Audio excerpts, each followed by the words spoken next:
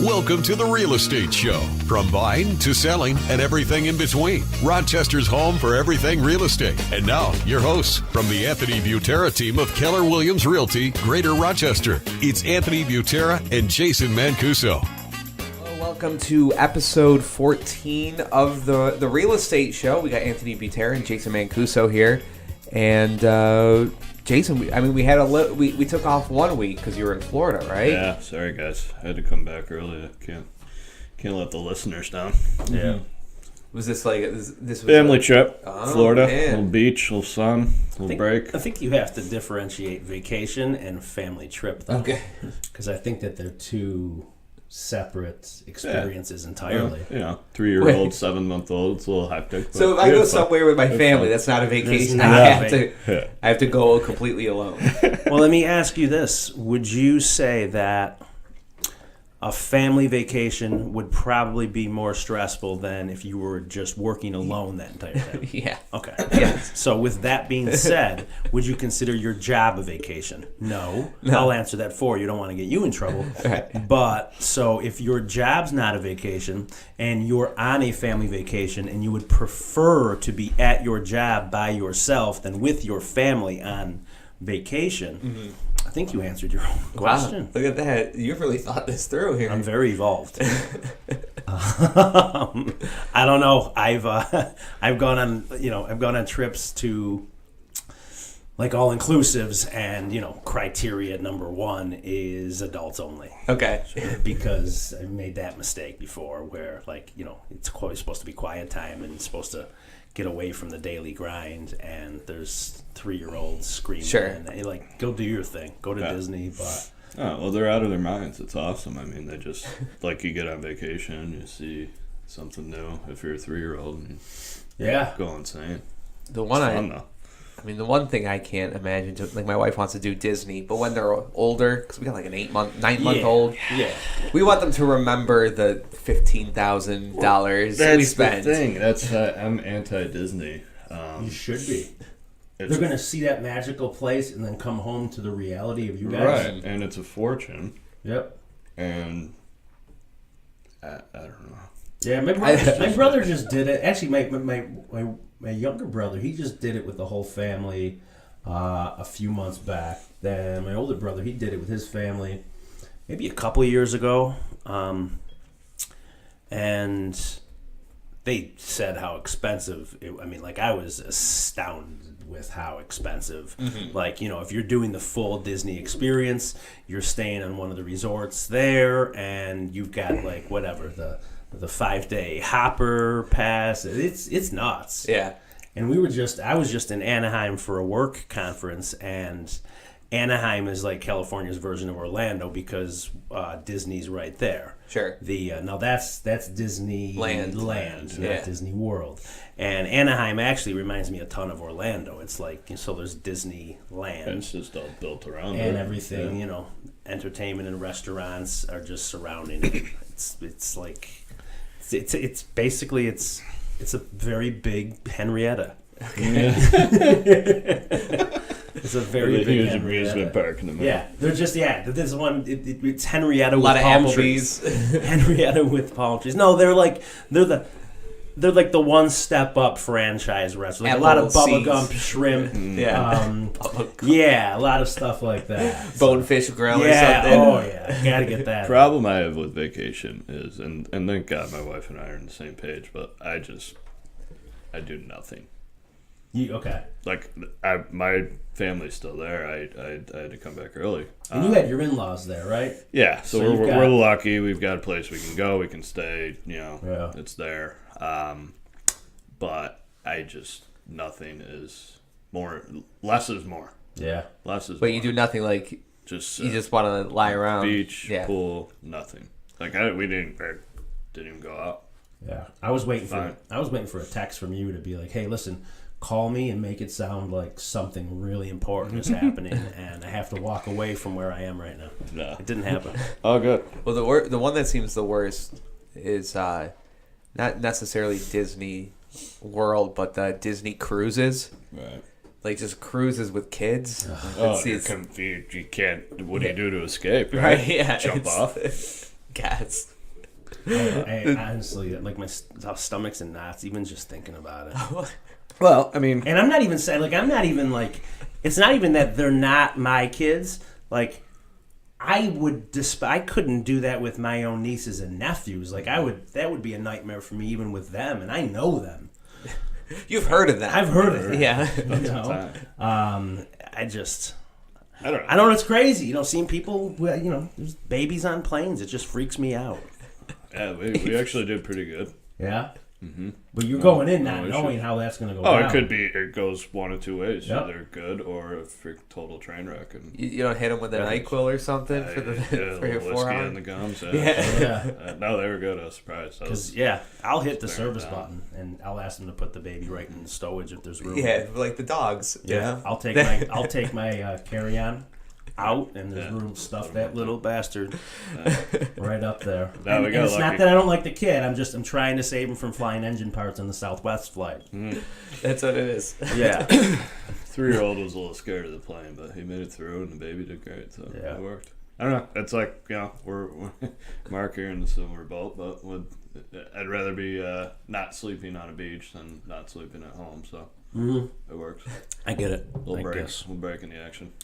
To end the conversation. Yeah, what do we got for today? We got investment property, right? Yeah, Jason's probably gonna dominate this show. I mean, it's not the only part of Jason's world, but I don't think there's anybody better in the city of Rochester on with investments, knowing his stuff with in that whole world, because he got a fast start with investors. Just same. Our paths were kind of same, but he he didn't let any opportunity slip through the cracks. And early on in your career, if you want opportunities, they're investments. They're typically not like high-priced individual sales, but you get in front of the right people that trust you, and they could dump 30 properties on you to sell, or tell you they want to buy 5 properties. Yeah. What's interesting about this market is that you have $500,000 homes in Pittsburgh, $150,000 average price point overall, residentially, and then $30,000 properties in the city that are actually not ready to be torn down, that are rented, that are stable, that provide a very good investment opportunity for people. So that brings attraction to this market from a global aspect. To Rochester specifically. To Rochester, New York. I literally on a daily basis am in touch with people from all over the world. It sounds Middle East. unrealistic, but at every corner of the globe we've done business in, which is very. It's not weird, but it's just like, okay, you think little old Rochester, and you're dealing with somebody in Uzbekistan or wherever, Yeah. And it's like, how'd you find us? Right. And it's becoming it has been and becoming more and more of a popular market, just because the reality is, from an investment standpoint, you have the opportunity to make, to throw numbers out. I mean, you make 10+% on, return on your investment, for dollars invested. So if you're looking at it from any other real estate market in the country, well, where are you going and getting something $30,000, $50,000, even $100,000? New York City, that's a parking spot. Right. Yeah. Not millions of dollars for an investment in other of these bigger markets and then other emerging markets globally. The cash flow, the return on investment that's presented here versus other markets, usually you're single digits, maybe 6-8% would be the high end. Yeah. And here you can, I shy away from some people advertise on paper that you can get 20%. I don't think that's legit, because that, doesn't account for, okay, the tenant leaves you with a mess 6 months into a lease, leaves a bunch of holes in the wall, and all your expenses around that, and what has to play out to, get it back rented and get back up and running. Yeah, But, if you subtract maintenance and vacancy, maybe 20%.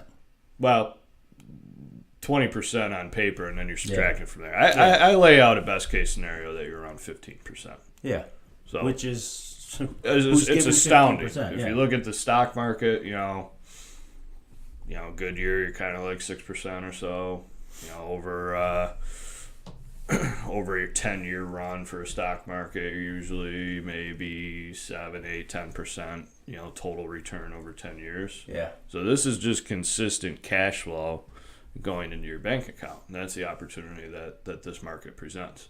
It's not a great market. There's people that can do it, that'll get out and flip properties, or where there's just a large appreciation play in pricing over time.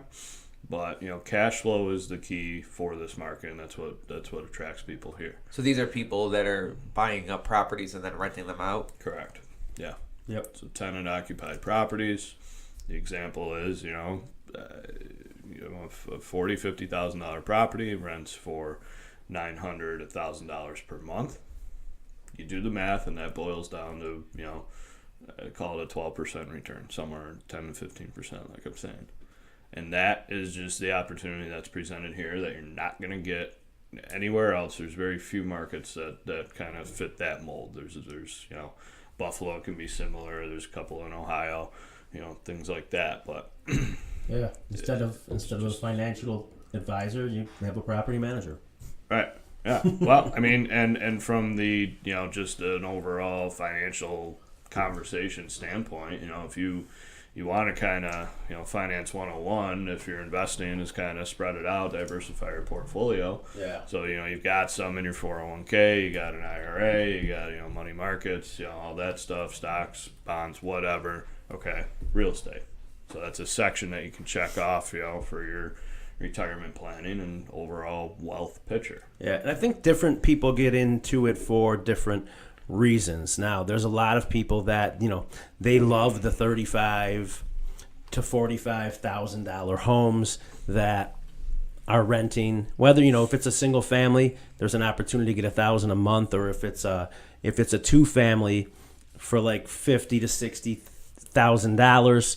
I mean, realistically, it's not unrealistic to say you could probably get $750 to $800 for each side. Yeah. So you're bringing in $1,500, $1,600 a month. If you did finance it, the mortgage payment's going to be cheap. If you paid cash, then you're cash flowing more, obviously. Right. But I feel like the investors that are getting into those type of deals, they're right now they're concentrating on their short game. Mm-hmm. So there's other markets where there's appreciation. So they're looking at this. Listen, this property I'm going to hang on to for 30 years, or I'm going to do a 20-year mortgage on this investment property. It's in an area that's going to appreciate. So the difference is the short game. Unfortunately, that house for $35,000, $40,000. In 20 years, it's probably going to be worth about $35,000 to $40,000. Sure. These areas are not appreciating. Right. They're in stable but not growing. Yeah. Emerging markets. I mean, there's a few pockets within Rochester, mainly centered around the growth of the university. U of R, RIT too. That kind of fuel the market in the city that do have the chance of big gains appreciation wise. But for the most part, I mean, you're right. Yeah, $40,000 property, 5 years from now, you're probably selling it for $40,000.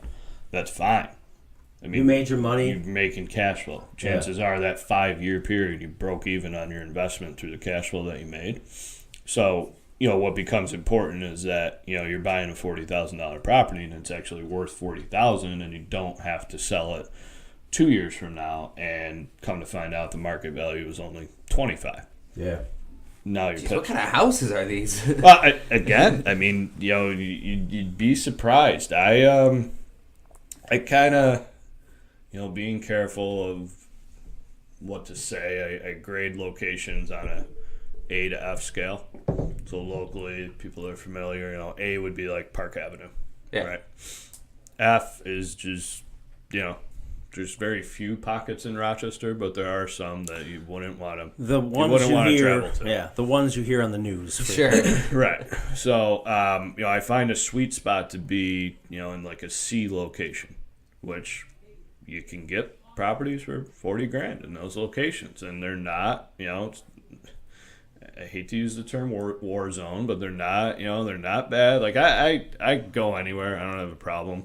I I like to improve community relations, and summertime, windows down, little classic rock, rolling out the windows. That's your and- community Yeah, relations. just give everybody a wink and a nod, and That's let- code. let That's them code know. for the landlords. Yeah, coming. landlord's coming in town. So I've never had a problem location wise. So I mean, if you can, what the D and the F class neighborhood leads to is just not a lot of interest from the rest of the marketplace to buy these properties because of where they are. Yep. So I'd like to stay away from that, just in the event that, okay, I mean, things don't work out with investments, and if you need to exit the market and sell, okay, we can sell it for you. You're protected. You're still making money in these neighborhoods, but let's have an exit plan too. So the C class kind of ends up being like where the sweet spot is to give you, okay, there's still low prices, and the cash flow is still there because the taxes are low.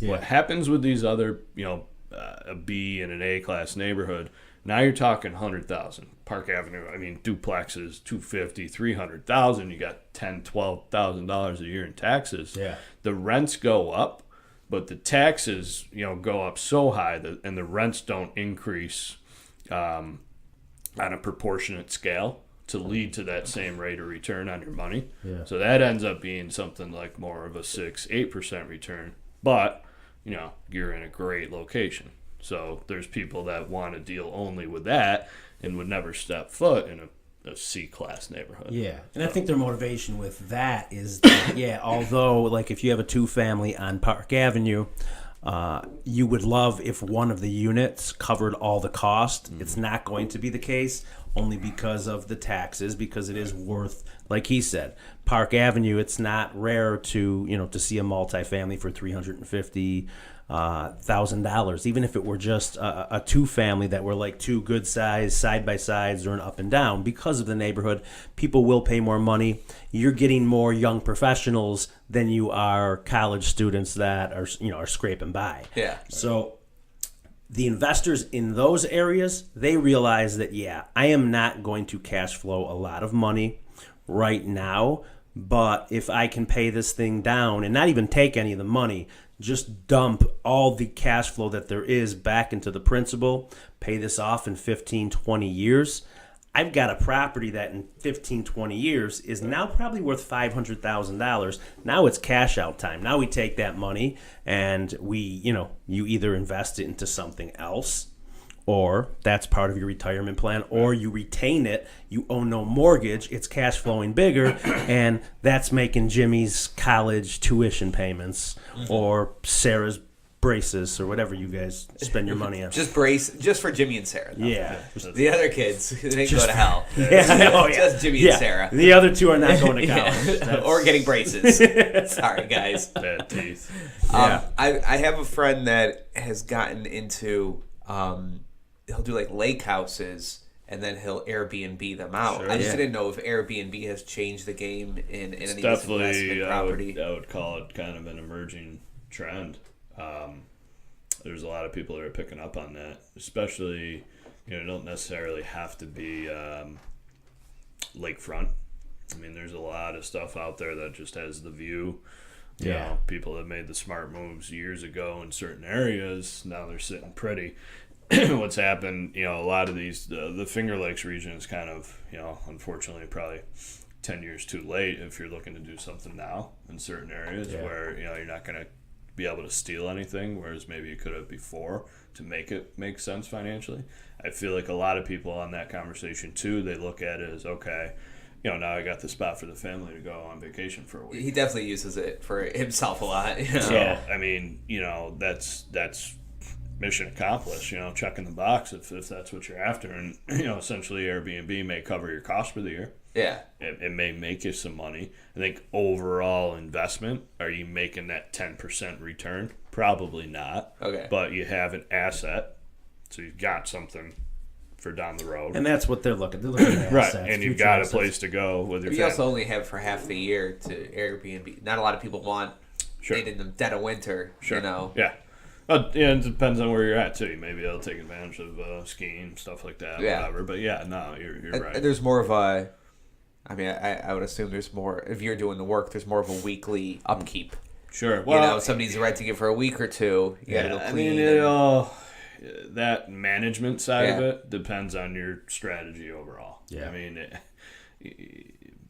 I feel like most people, well, I shouldn't say this. I mean, you're either cut from the cloth of, okay, I either don't have time or I don't want to do this, and you hire it out and Yeah. just have it professionally Property managed, management company. and it's out of your hands. And you what a property manager do. Let's talk about this. You're paying for a property manager. You're paying for them to answer the phone from the tenant and to collect rent.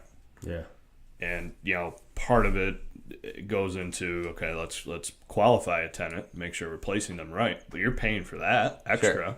And then anytime the phone rings and there's something wrong and they got to go out there, you're getting a bill for that. Toilet So- won't flush, furnace isn't working. Yeah, every this- time they got to do something, you get an extra bill. So the going rate is typically 10%, give or take, of the rents collected. So all that does is kind of cover the person in place to be there, so you're not bothered with Yeah. a call. Once the call comes in and something needs to be done, if there's a major repair, they get your permission to do it. If it falls within the minor scale of things, and you just see it on your bill deducted from the rent collected. I think a lot of these investors, they lean on us to, all right, I'm looking to buy some properties.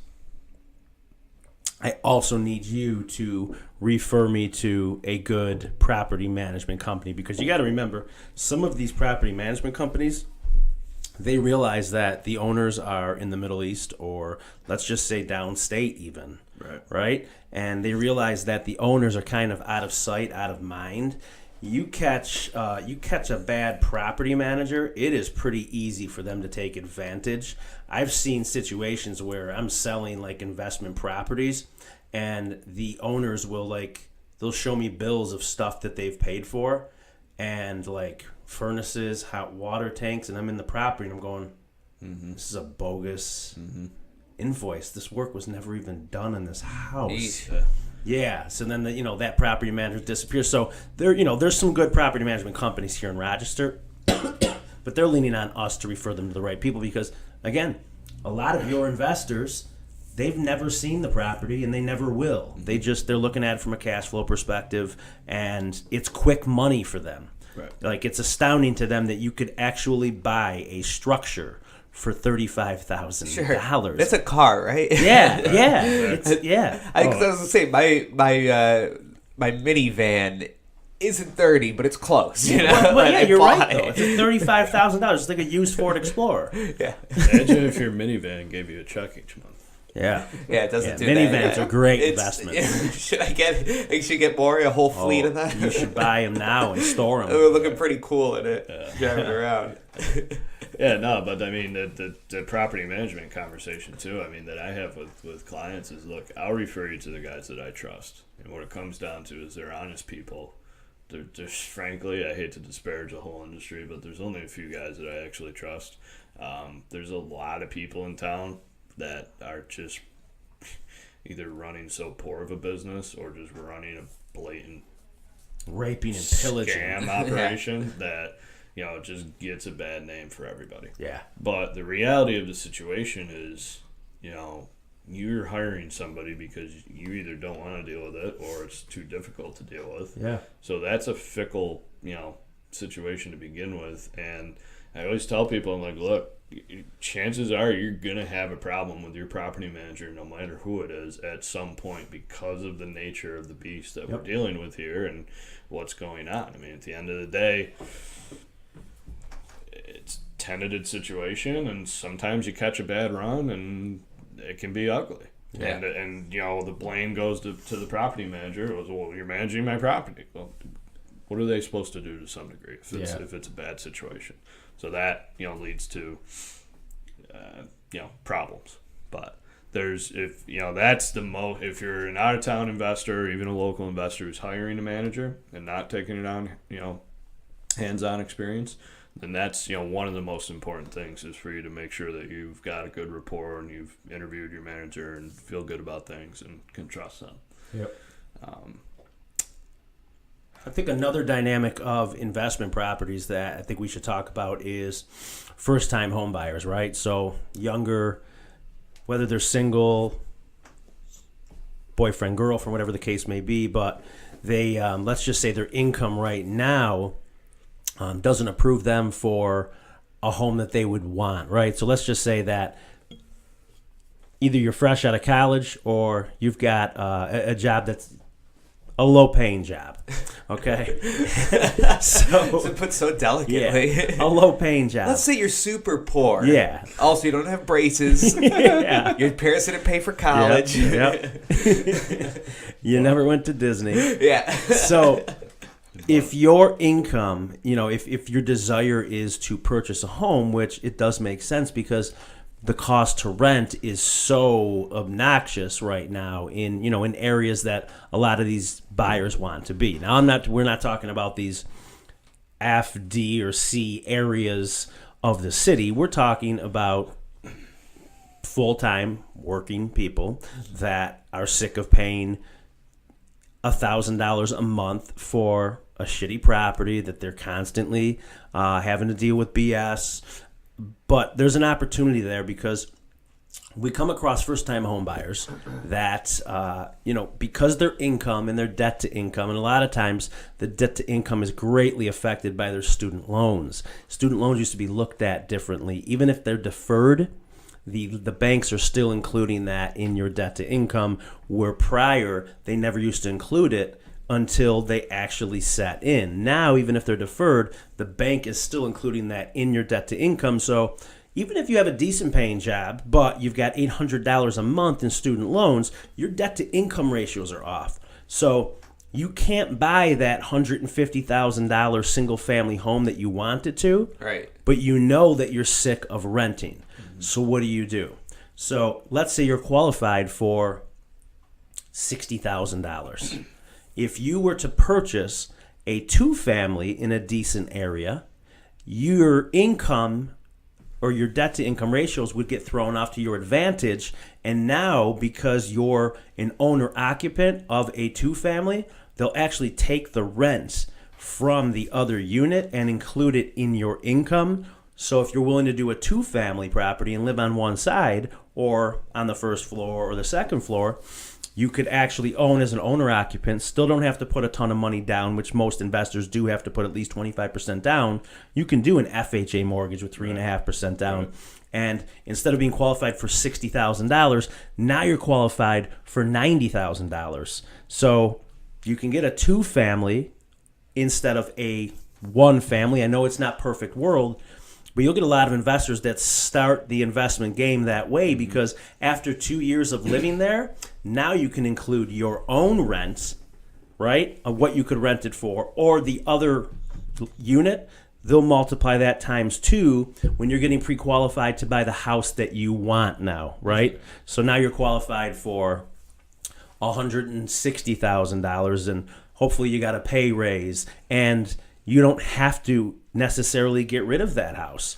You can probably at that point pull some money out of that house to use for closing costs on the next house, but retain that house because that's going to cash flow. And if done right, the rents from both of those units are making the mortgage and tax payments on your single family home. So a lot of people kind of turn into investors due to circumstances. Right. It's a great situation overall because, I mean, yeah, you can qualify in that case, but once you're in it, you're probably living for free. You may be making $100 a month. Yeah. And if you're on the opposite side of that, you may be only living for a couple $100 a month. Correct. Because the rent from the other unit covers that payment for your mortgage and everything. Sure. Yep. So, if you're young, doing the apartment living thing, might be an opportunity there. Great opportunity. Yeah. And a lot of people get their start that way, and then, as you mentioned, you keep that thing for life afterwards. Millennials that are listening, great opportunity. Also, our big Middle Eastern fan base that we have. Mm-hmm. Rochester's a great opportunity too. Yeah, absolutely, no doubt about it. So, check it out. AnthonyButteraTeam.com. We got the real estate show tab there. All of our Facebook and Stitcher and iTunes. You can subscribe there.